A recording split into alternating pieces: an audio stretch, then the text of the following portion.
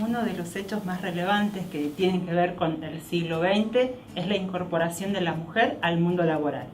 No es aquí mi intención hacer un recorrido histórico de cómo se va generando ese proceso, pero sí dar cuenta de los análisis centrales en cuanto a este fenómeno,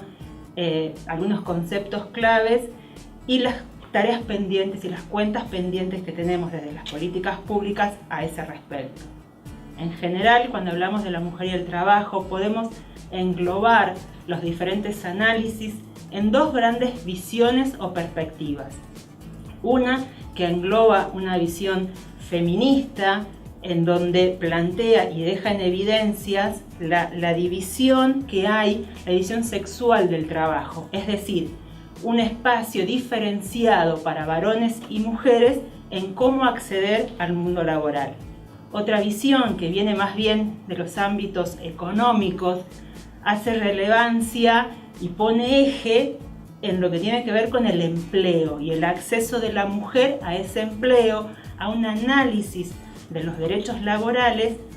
pero sin una mirada de trasfondo de por qué se dan estas diferencias. Son explicaciones que más tienen que ver con diferencias a niveles educativos, a los tiempos que las mujeres y los varones dedican al empleo, y esa diferencia se explica desde ese lugar. Estas dos grandes visiones no son contrapuestas, pero en general no se analizan de una manera entrecruzada. Lo que tiene que ver con las economías no siempre se explica desde una cultura patriarcal del reparto de las tareas. Retomando esta mirada más feminista de cómo el proceso que las mujeres van adquiriendo importancia y relevancia en el ámbito laboral, se lo explica de lo que tiene que ver con la división sexual del trabajo, es decir, aspectos del trabajo productivo que son destinados mayoritariamente a los varones, con una mirada, son trabajos visibles que tienen mayor valor, mayor poder, remunerados sobre todo. Y después tenemos los trabajos reproductivos, en donde se entienden que son naturalmente hacia las mujeres. ¿Cuáles son estas tareas? Son las tareas del cuidado, del hogar, de los ancianos, de los niños. Esta es una tarea invisibilizada históricamente desde el ámbito laboral y además siempre en un segundo plano. Es así que hay como una jerarquía en donde las tareas masculinas tienen mayor importancia, mayor impacto, están en el ámbito de lo público, y las tareas reproductivas que habitualmente y desde la cultura como una manera natural deben ser realizadas por las mujeres, están invisibilizadas en un segundo plano y sobre todo no son remuneradas.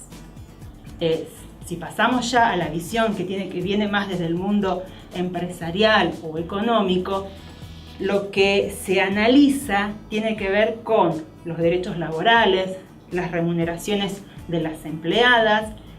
los sistemas de relación de dependencia o no,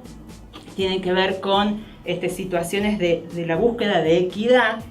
si resulta más difícil para varones o para mujeres obtener el trabajo, si hay diferencias salariales, o sea, aquí sí se plantean lo que son las brechas salariales. Cuando hablamos de brecha salarial nos referimos a la diferencia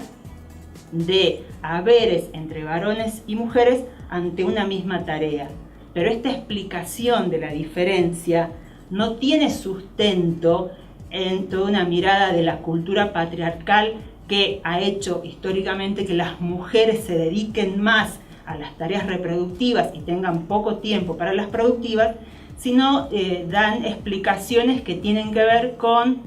el acceso a la educación o porque están menos capacitadas, menos calificadas, cuando estas teorías últimamente se han ido cayendo solas si tomamos, por ejemplo, datos concretos de los niveles educativos al cual hoy acceden las mujeres, y vemos que cuando después encuentran un trabajo, generalmente ese trabajo es menor a la capacidad académica que tienen. Entonces, si esta explicación no la realizamos desde esta división sexual del trabajo, es como que nos está faltando una parte de la película, ¿no? Que nos explique realmente de manera integral este proceso. Sobre todo si hablamos de cuestiones, por ejemplo, del techo de cristal. ¿A qué me refiero con techo de cristal? A este techo que tenemos, que sentimos las mujeres que tenemos, ya sea de manera subjetiva o por barreras específicas que, digamos, se nos va generando en la cultura, en las cuales sentimos que debemos acceder, por ejemplo, a trabajos de medio tiempo, ya que debemos dedicarle ciertos momentos a la familia, o porque elijo por ahí, en general, se eligen oficios o trabajos que son más acorde a lo femenino, ¿no? Obviamente que tienen que ver también con las teorías de cuidado, o sea, accedo a oficios que tienen que ver con la docencia, con el cuidado de la salud, y que en general somos enfermeras, entonces tienen que ver con oficios que de por sí ya tienen menores remuneraciones porque se asocia mucho a lo femenino. Entonces volvemos a esta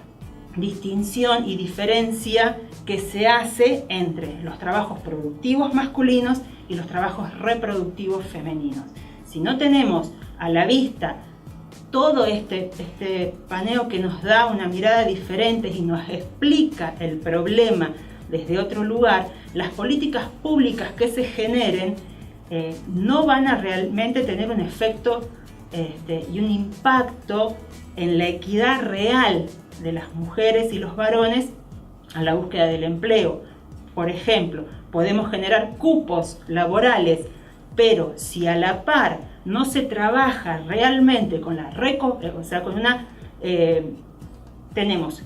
generamos acciones que impulsan a la mujer a salir a buscar trabajo, a salir a este ámbito público, pero no generamos políticas en donde los varones se sientan también responsables de introducirse al ámbito privado y empezar a hacerse responsables de las tareas de cuidado, digamos. La salida de la mujer al ámbito laboral debe estar a la par de un ingreso del varón al mundo privado y de cuidado, si no,